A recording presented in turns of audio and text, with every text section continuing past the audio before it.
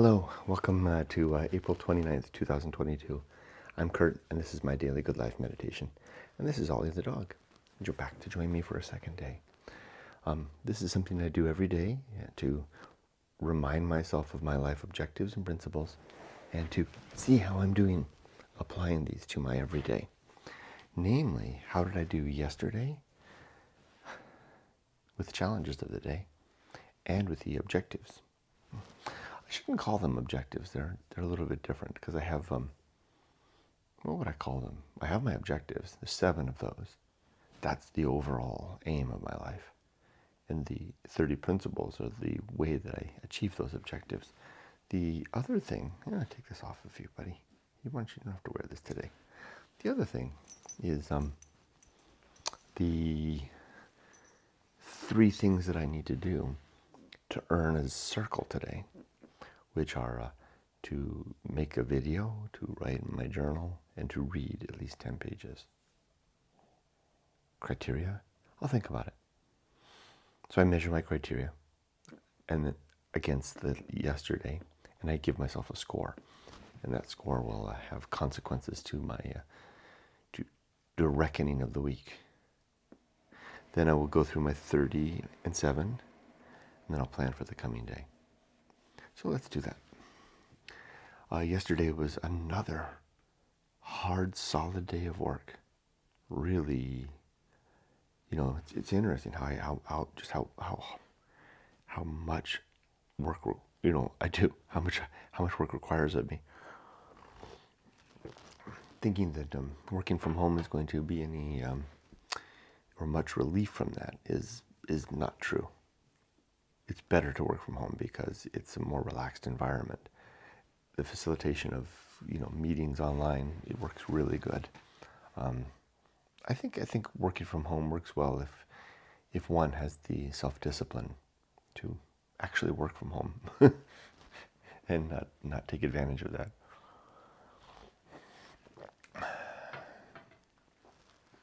So it was a good solid day of work.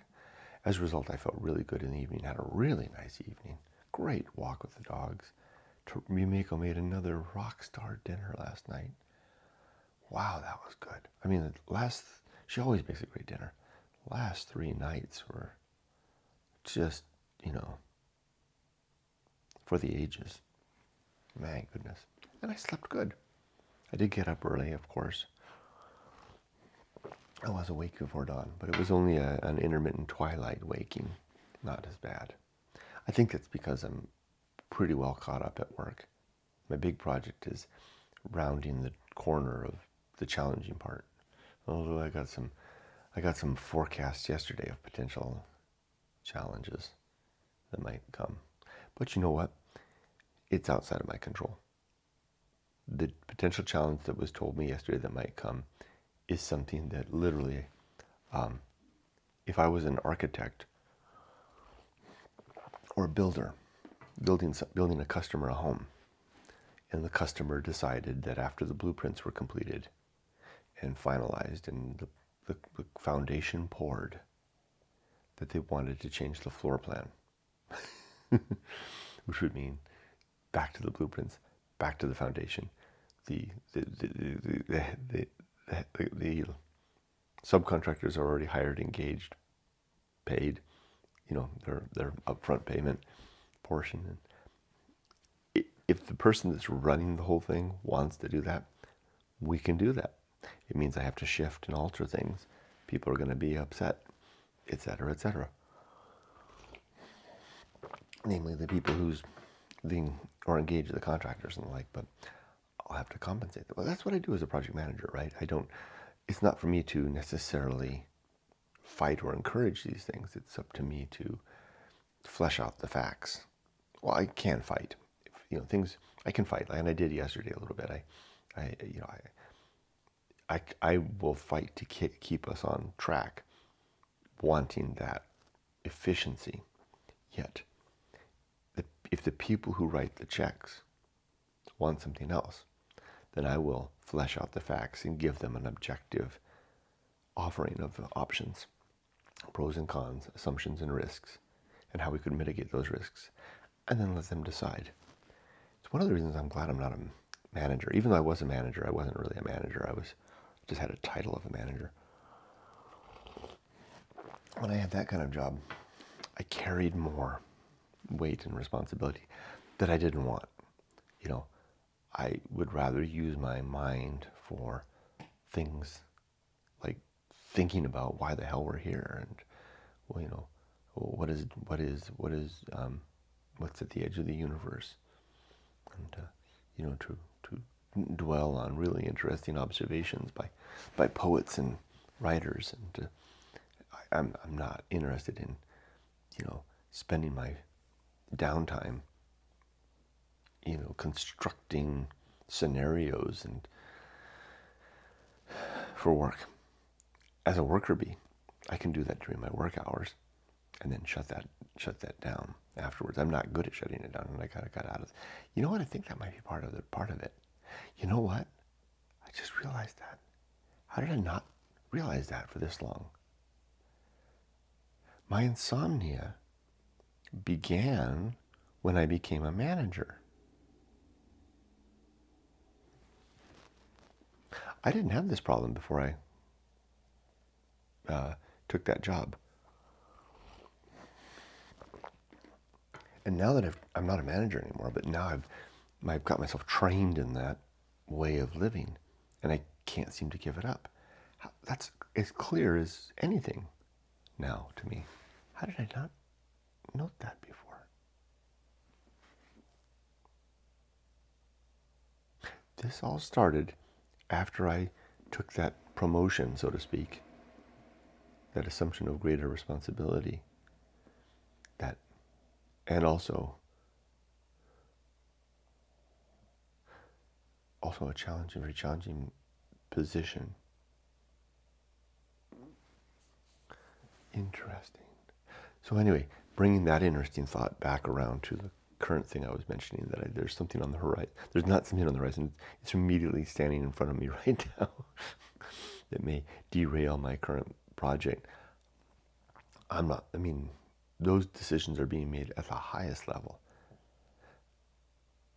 I'll use my apathy, my ability to recognize, to not be moved by things that are outside of my control, to let that simply be.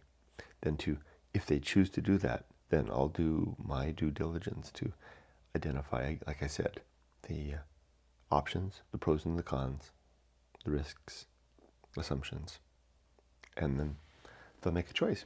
And those who are going to be upset by that can have a cry, and then we're all working stiffs, and we'll go get back to it. And if they demand more money, then we'll all figure that out first, and that'll be the case, right? That'll be the consequence, the cost, the cost of this path. I need to know that. I can do all of that stuff. That's what I do. That's my job. So I'm not even gonna let it bother me.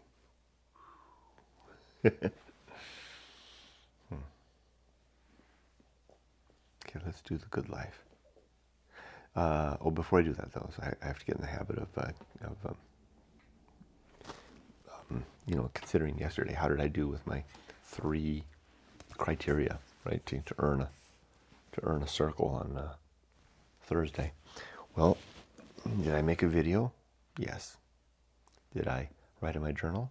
Yes, I wrote a very good journal entry, actually. The kind of journal entry I think that decades from now, when I look back and read it, I'll be like,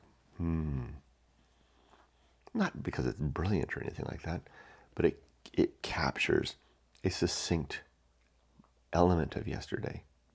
Those are the most interesting journal entries that are salient to my life, because journal is a personal thing, my life, right? So it's salient to my life and my experience of life and my reflection. And it's interesting how that idea was not even in my mind, but I have this routine now. After I read the Bible, I sit at the journal. It's almost like a muscle memory, right? I actually literally move from I read my Bible in a standing position. I have a standing Bible reading station, actually, and I have a beautiful light, and it's really, really nice. And I go from there, and I walk over, and I pull the chair out, I turn the chair, sit down, open the journal, which is usually kept open during the day, but then I close it at night, open it up, grab my pen from its pen spot, and as soon as I go, the words just start to flow. It's becoming more and more like that. It's almost like they were like sitting somewhere back behind my consciousness. I don't even know what I'm going to say. Sometimes it'll be the first word. It'll be, I'll read, along, right?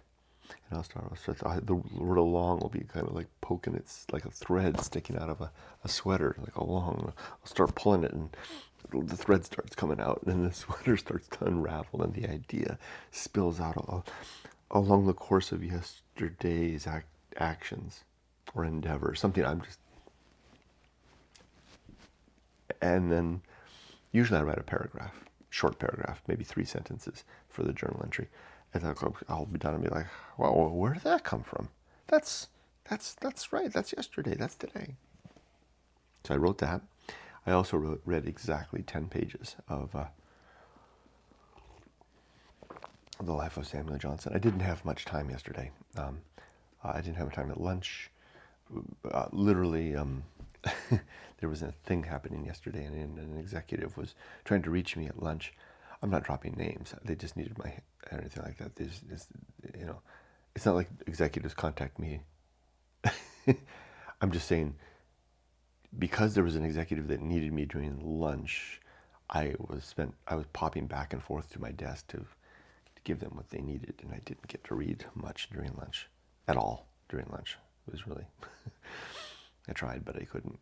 So anyway, I had to squeeze in 10 pages, and sometimes it's hard to get those 10 pages because the stuff that I like to read requires cognition, right? It's what did, who was it that described it this way? Hard reading versus soft reading. They didn't say it like that, but I think I'll adopt it like that. Soft reading is reading that is not active. Who was it? I was reading this great idea, and I'm glad I remembered it because I think I was going to lose it.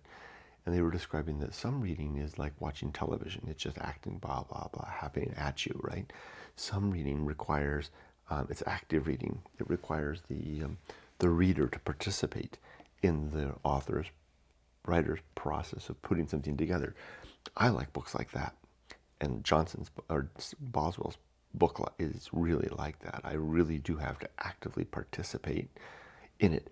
I've got my pens. I've got to carry 3 pens in my pocket. Pink for new vocabulary, yellow for astonishing sentences and phrases, and then I carry a ballpoint pen so that I can write my notes in the margins.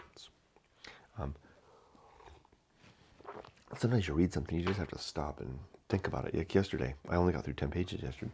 Yesterday, there was one long paragraph.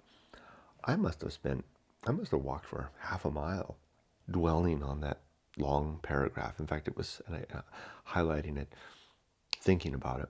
In fact, I'm going to have to read it again. I'll probably read it again this morning before work starts because I want that idea to stay. It was the type of little treasure that comes when you're mining the ore of a great book. You find a little nugget of treasure somewhere. This wasn't a nugget. This was a big old rock of gold. Anyway, so I did my 10. So guess what I get? I get a circle for Thursday. Just 2 more to go, today and tomorrow. And then I get to color in this particular week green on my memento mori. Death clock, death calendar. Let's do the good life. 7 objectives. These are. Today I'm going to do this in the freeform manner, not the. Sometimes I do this by enumerating categorically the objectives and principles, and then enumerating each of them 1, 2, 3, and then it's more fun sometimes to try to just do this freeform without giving any distinction between the one and the other, just talking about it. It's harder to do because it's easy to skip something. Let's see if I'm up to it. 1 more sip of coffee.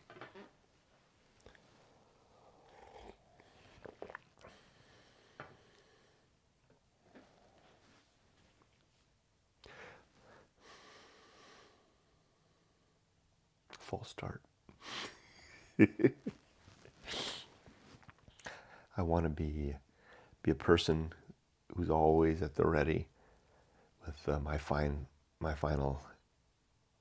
ends, all of my papers in order, organized, clear, and ready for whoever survives me, and my good relations in the places that I want them to be. Those whom I love know it. They've heard it recently from me. Those who are my friends, who I also love, likewise have known the warmth of my companionship in the not too distant memory. And my co-workers and my associates have known my due diligence as well, and my effort and my teamwork and companionship to that regard, to that end.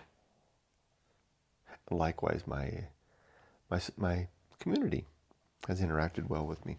I haven't left black marks, or not too many at least, in my wake. And then my life's work, my book, Going Alone, is edited and complete, which I did yesterday. I actually added a quote yesterday from a General Piozzi, who was I think he was from Germany. I found a great quote about death, and we all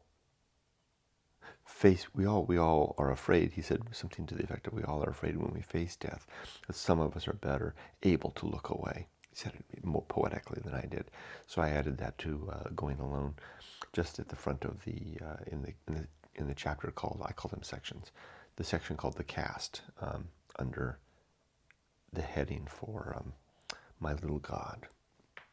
I probably would have preferred to put that under the edge of deep water, the great indifference, but those have already had their own things.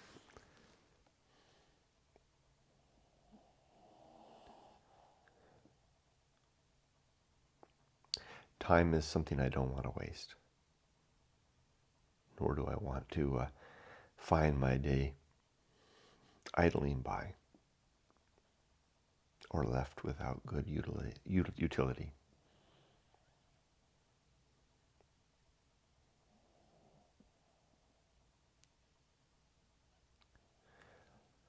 I also want to work hard to maintain these 7 objectives and 30 principles, to not let the elements beat them down, or neglect cause them to be swallowed up by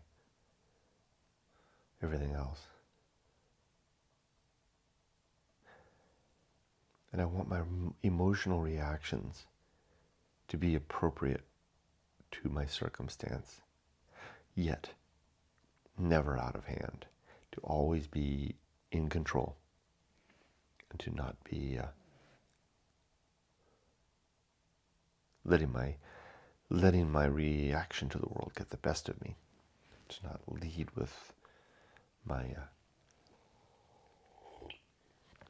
visceral responses, but to use those visceral responses to inform me of the underlying state of things, and then filter that through my reason to live in a more controlled manner, in a measured manner, doing what I can along the way to ease suffering, to make the world a better place for my community, and by extension my family and myself, and even my little pet doggies.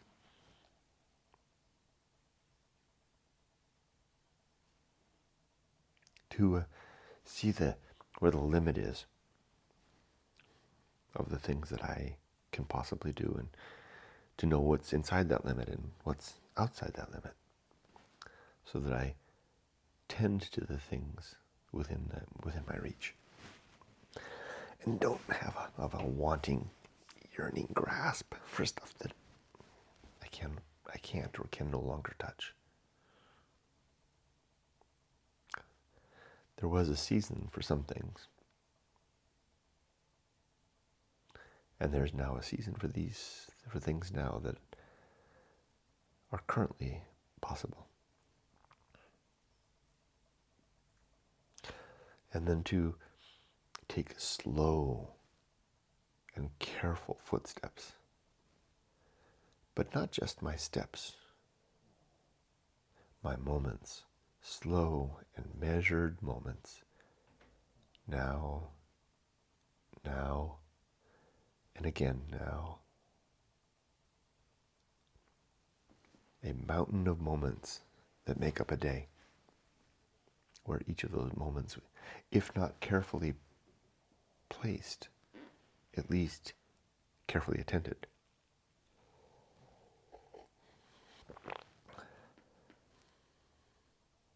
To fight against what I think is true.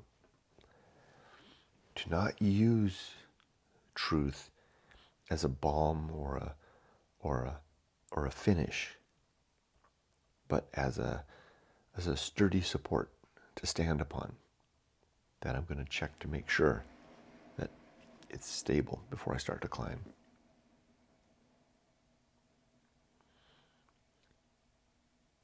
To be reasonable, honest with myself, of course others, objective. Wiping my glasses for a clearer view. Not just these glasses, but the glasses, the filter that all these senses have to get through to get to my brain. And to tilt my head, go, really? Is that really true? Show me.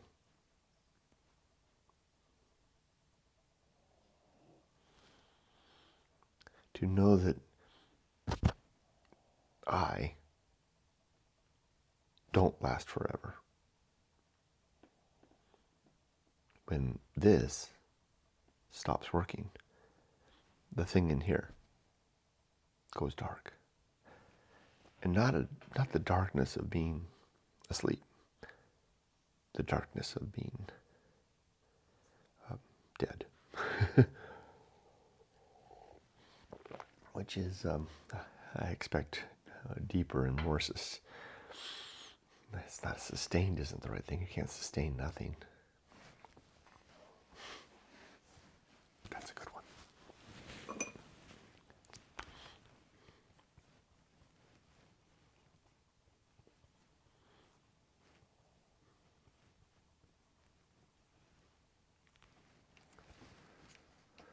Oops.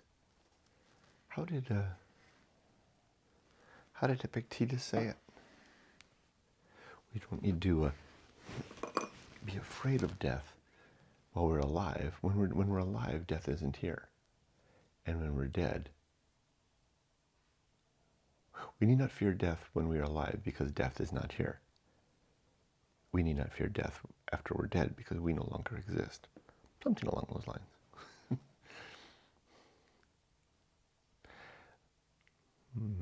And I want to remember that I'm cut off. There's this void and gap between each of us, even between me and dear Ollie sitting in my lap here. A void and a gap between us. The touch that I'm giving him right now is at best the weak and strong atomic forces doing their thing. The transfer of heat and warmth, and that's perceived by our respective brains as affection, closeness, comfort, interpreted into comfort. But ultimately, his consciousness and mine are utterly separated.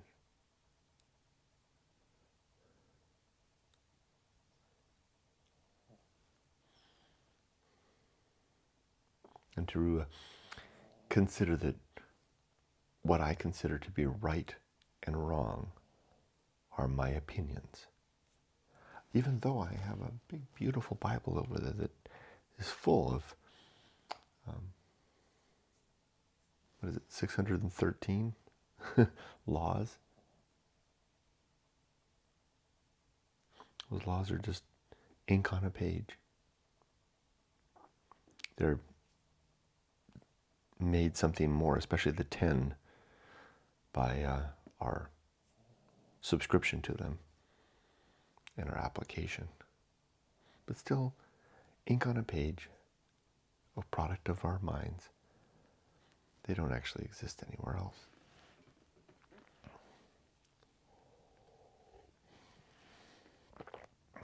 If we were suddenly snapped away, they would just be ink on a page. Indecipherable, meaningless. Atoms have bonded together. No law, no right or wrong, no depth, that we apply to it. That's a value add. Good and evil are a value add. Doesn't mean they're not, that the things we identify as good and evil are not important to us. They are, but nothing more than that. And I want to work towards being a good man and father and husband, and helping to make things better by improving the happiness of thinking creatures in particular, but happiness wherever happiness can be had. And then, of course, to share the message and the creed of my adventure, the great life adventure of going alone. And to keep in mind that it's all just atoms and energy, somehow brought together to sustain this consciousness, and yours too, his too. But very quickly, it'll fall to pieces.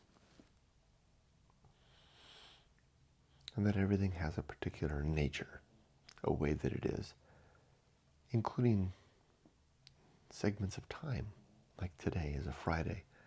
And the nature of Fridays is that I get to go have lunch with my wife today. We're going to go out to a restaurant for lunch. That's the nature of Fridays, something happy. I'm looking forward to that.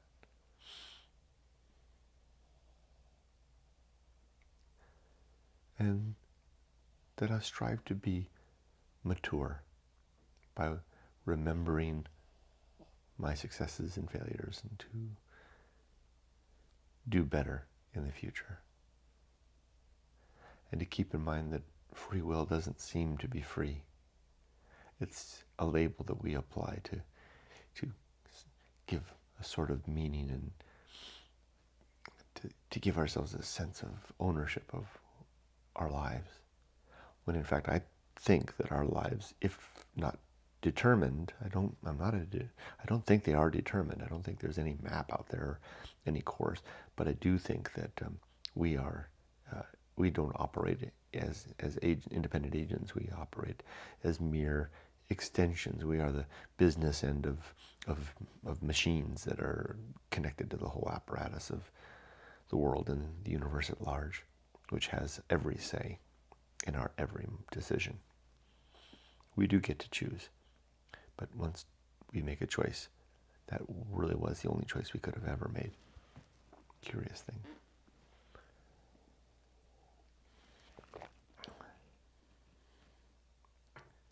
To be temperate, to measure my responses, to not pull in too much, to work too much, to play too much, drink too much, eat too much, anything too much, but all within measure and reason. I know that sometimes I suffer a little bit when I say no to myself, but that yields a simpler way of living. And I need to use my ability to disconnect from what is beyond my control, to let it happen without being duly upset, although it may upset me nonetheless, especially if it's something that's causing harm.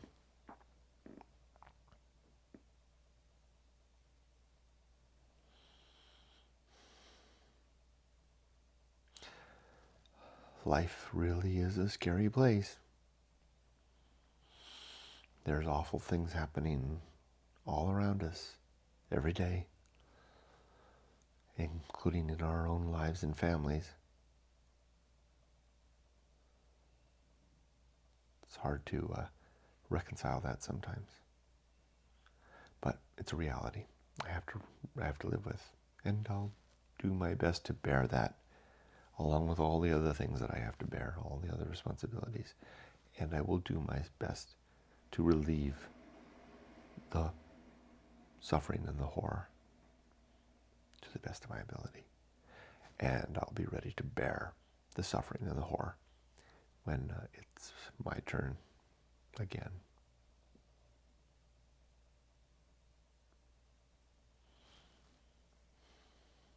To not pass my upset to those around me, to keep my upset inside, to deal with it in better ways. And when others are upset, to not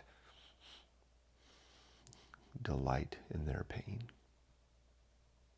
but stand back while they tell the world their piece, their upset, and then offer them my hand and some comfort if they'll take it.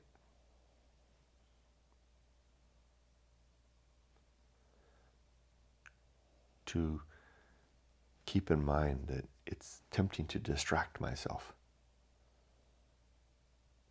with the things that interest me or that occupy my time, that take me away, that transport me from this place where I might risk seeing a universe without God.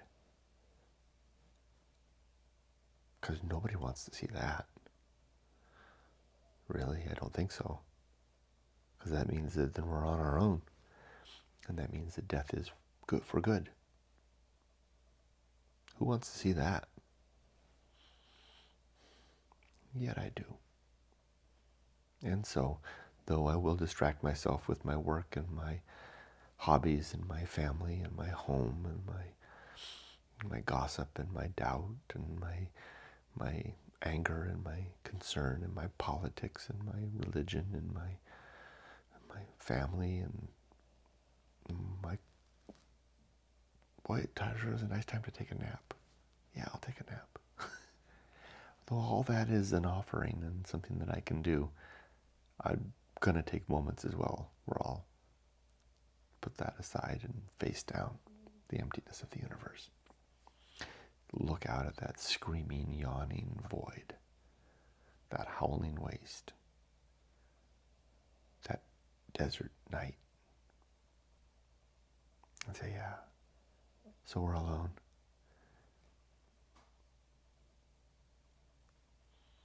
Yeah, so we're alone. Let's carry on. Yeah, such optimism. It really is a fearful thing. Even after all this time, it's a fearful thing.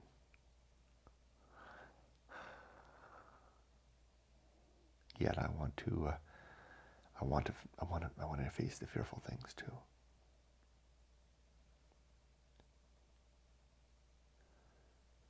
To be all right with where I am and what I'm doing and who I happen to be, all the while working to improve.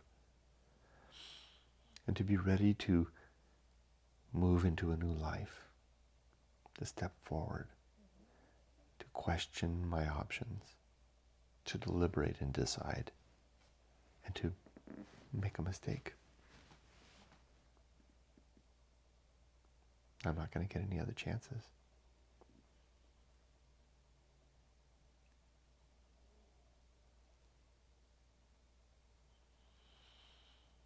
To attend to the things that are of current utility, learning and working, providing for my family,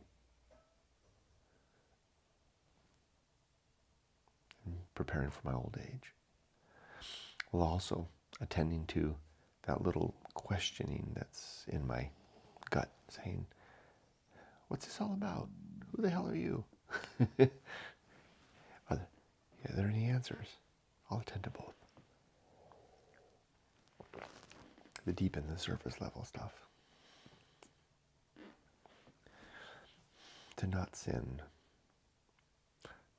to not be dishonest, to not believe things too readily, to not be impressed by institutions or people, unduly impressed, that is. To not believe for the comfort of belief alone. To not indulge in nonsense belief, recreational belief.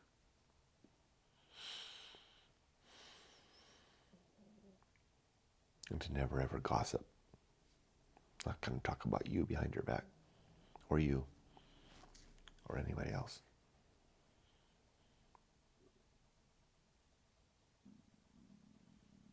To remember that, as I said before, death is the end.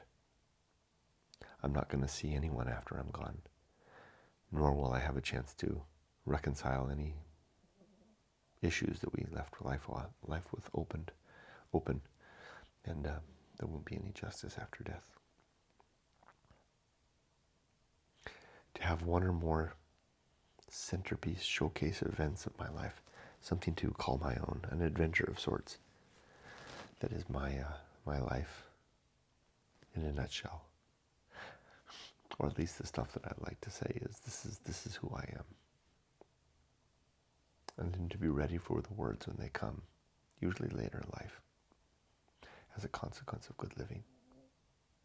Not good living necessarily, but brave living. Maybe good living insofar as it's living that endeavored to do good under the auspices of the whatever structure of values we have at any quarter of our life, because we can strive to do well and do bad, or hurt people, because our values are not sound. That wasn't malicious. We just, we were operating with poor tools. I've got plenty of that in my background. It was good living because I was trying good. I wasn't maliciously trying to take advantage of anybody or hurt anybody. It's good living. So I guess good living is the thing. And when we live that way, words will come. At least they have for me, and I know they do for others too. Maybe they will for you too. Have the pen and ready, and the paper, or the video camera, or the easel and the paint, or the guitar and a blank set of sheet music so you can write them down. To try to hit the mark, but aware that sometimes I'll hit the mark. Only sometimes. Usually I'll miss to a greater or lesser degree. Sometimes. So what the hell? Somewhere way over there. To climb every day another step higher and higher. To stop and turn around each day and look at the view. Wow. For me, I'm not going to dig in. I'm not going to dig in until I can't climb anymore. I'm going to keep on climbing, despite the cold, thin air. And are there snow leopards? And also there's the precipice.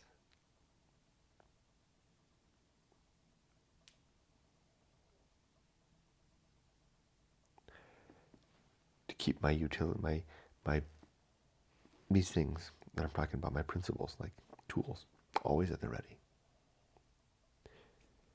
To try to get by with less. And to try to have a fun time. Remembering to enjoy the anticipation. Not just wait for the thing to come, but enjoy the anticipation, the delicious hope and pleasure of anticipation, of thinking about what's to come. And also to enjoy the retrospect, to look back, to hold on to those photos, to look at them sometimes and remember. That's my good life meditation, my good life creed. 7 objectives, 30 principles that I use to live a little bit better every day. Now let's plan for the day. I get to do this a little more leisurely this morning. I took a little more time because I start work 30 minutes later than usual on Fridays that I work. So I get a little more of a luxurious morning. This video's done. I'll plan for the day. Today's going to be I have no meetings today. I have a clear shot to take care of the big issues, risks, decisions, and I've got a couple of those and a change that I've got to work on, and I'm going to work on those today. Also, I have to get some status reports out, and I'm also going to add to one of my projects some cost plans, which I have not added, which will help to make my status report a little more robust. There'll be a section that'll be nice and pretty. It's the first time I've ever used that function in the software. Put in my support, licensing plans. Then after I'm done with this, I'll start the video uploading. I'll read my Bible. I think I'm on Isaiah 28 today, I think. And then I'll write in my journal. Then I'll go downstairs, feed the dogs, feed myself, and begin my day in earnest. Thank you for joining me. I wish you all the best. Be safe, but not too safe. Bye-bye.